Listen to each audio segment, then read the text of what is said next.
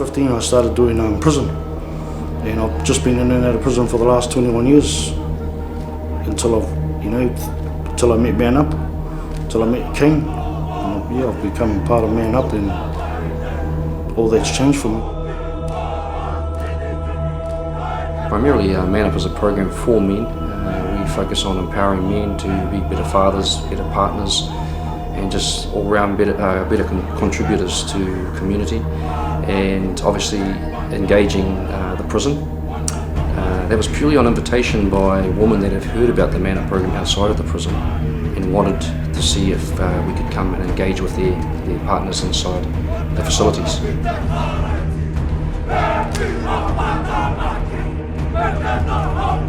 But Man Up was supporting my family while I was in jail, so that made me make some real serious decisions while I was in prison. I separated myself from all my old associates so that I could get on with the journey that I wanted to do.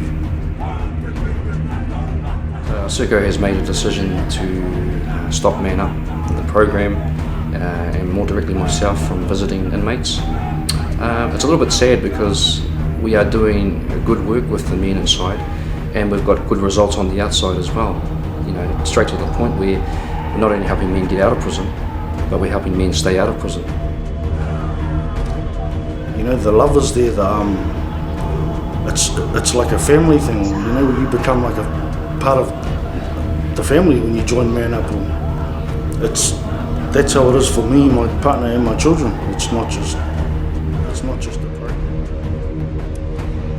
2 of Destiny Church's charities will be deregistered next week if they don't file their 2016 and 2017 financial returns.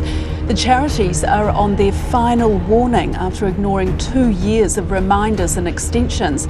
But while the church refuses to publish its finances, Destiny School went to the Kids Can charity asking for help to feed some of its students. And as Zach Fleming discovered, while the church was asking for charitable help, its founders Brian and Hannah Tamaki purchased a new Mercedes-Benz and moved into a new luxury home. Beautifully laid out to separate the sleeping quarters. This is the Tamaki's new home in Drury. 234 square metres. The real estate agent who sold it to them described it as having resort-like facilities. It has a spa and a heated pool. The perfect party venue. And the Tamakis are doing extensive redevelopment work on it. But interestingly, it's in their granddaughter's name. Bought in June for $1.6 million, the home is jointly owned by the Tamaki's lawyers and Eden O'Connor, also known as Eden Tamaki. She's just 22 years old. Brian and Hannah Tamaki live there though. They frequently post on social media about their livestock and renovations. But legally, they're not connected to the home at all. I rang the doorbell several times. Nobody answered. But both the couple's Mercedes-Benz cars, with a combined value of more than $200,000, were parked up. And I could hear talking. Excuse me, Brian.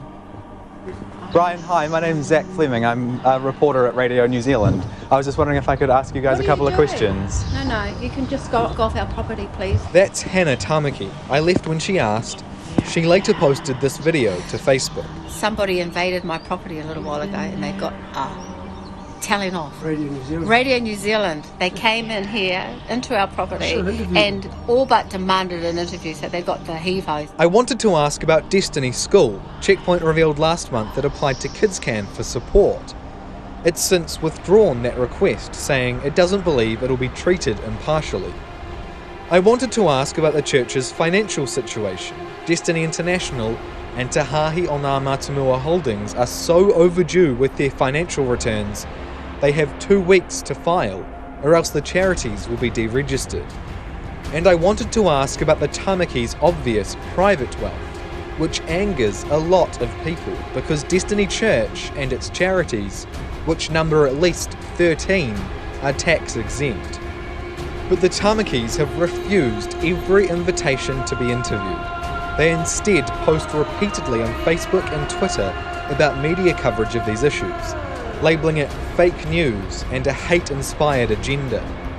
But Brian Tamaki earlier this month gave a rare insight into what he really thinks, especially about the frequent criticisms of his overt displays of wealth. They are incredibly jealous about my life. They wanted a party here. He delivered a sermon in Christchurch. The exact location was a well-kept secret.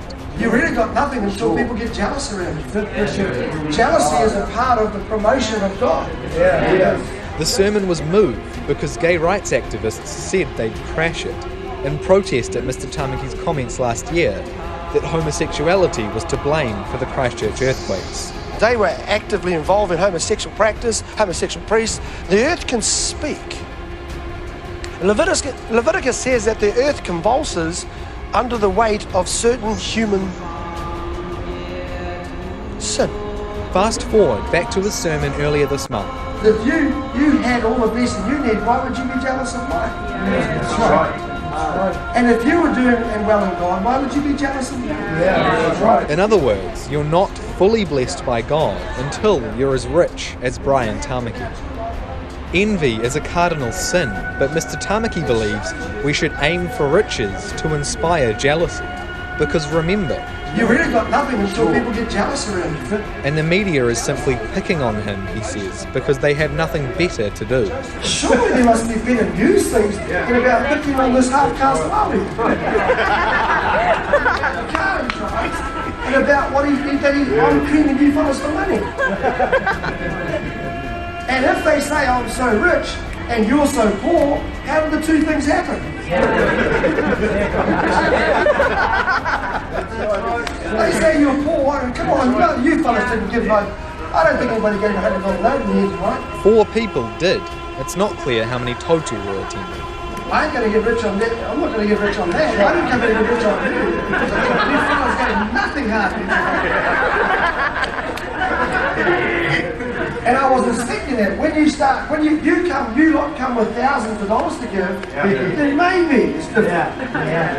Very true. But then that should be normal. Because if you're giving thousands, that means you've got a lot of money. Brian Tamaki wants Destiny Church members to strive for material wealth.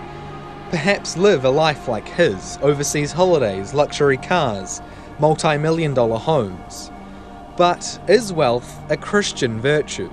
The Tamakis won't comment, so I went to another branch of the Christian church. Well, actually the Bible has a lot to say about people being rich, and it's usually pretty negative. Helen Jacoby is the vicar of St Matthew's in Auckland CBD. Jesus famously said it's easier for a camel to go through the eye of a needle than a rich person to enter the kingdom of God. Matthew 19:24. 1 Timothy 6:10 says, the love of money is the root of all evil. Jesus says many times you need to let go of your wealth and your possessions in order to be close to God. And if someone didn't take that advice? He says that they won't be in the kingdom of God or the kingdom of heaven. We don't talk so much about heaven and hell these days, but there are some pretty graphic descriptions of what might happen to someone if they didn't let go of that wealth. We don't take that so much literally, but it is certainly an encouragement and a challenge in the way that we deal with wealth, yes. But just how rich are the Tamakis and their charities? Destiny Church's income primarily comes from donations. Members are encouraged to give 10% of their income. And at big events, cash, sometimes upwards of $20,000, is laid out on stage for everyone to see. In the 2016 financial year, Destiny's Auckland arm alone pulled in $4.4 million in donations. It's not known how much of that went into the Tamakis' pockets, but 6 unnamed key management personnel were paid nearly $600,000 in total. Well, that is a good question. That's Sue Barker, an expert in charities law, after I asked her whether accruing personal wealth through a charity could potentially be breaking the law.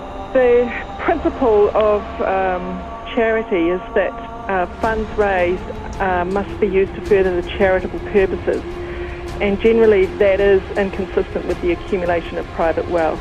So basically, it's a grey area.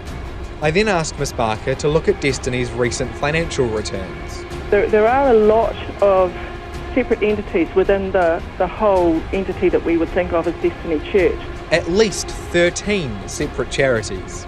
So I think really the thing that struck me the most from these financial statements is that you don't get a sense of the whole entity that is Destiny Group. And that sense of Destiny Church's finances as a whole is something that's not been understood by people outside the church, because the rules around financial reporting used to be a lot more relaxed. Prior to these rules, charities were often filing bank statements or handwritten financial or written calculations. There was no standard of reporting required to be met. Then, in 2015, the rules changed drastically. Big charities now have to file detailed returns, similar to what's required for a business. But the two Destiny charities that are facing deregistration have never filed a return under the new rules. 1,920 organisations became a charity since the start of 2016. That's 3 a day.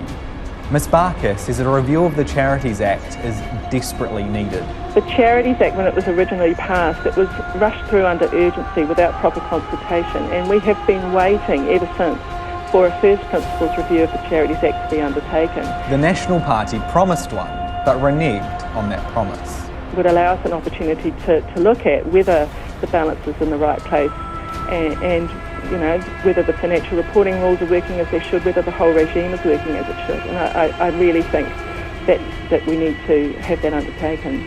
If the two Destiny charities facing deregistration do file by their November 3rd deadline, we may finally have a sense of how wealthy the church really is. But with the Tamakis placing assets in other people's names, we may likely never know how wealthy its founders have become.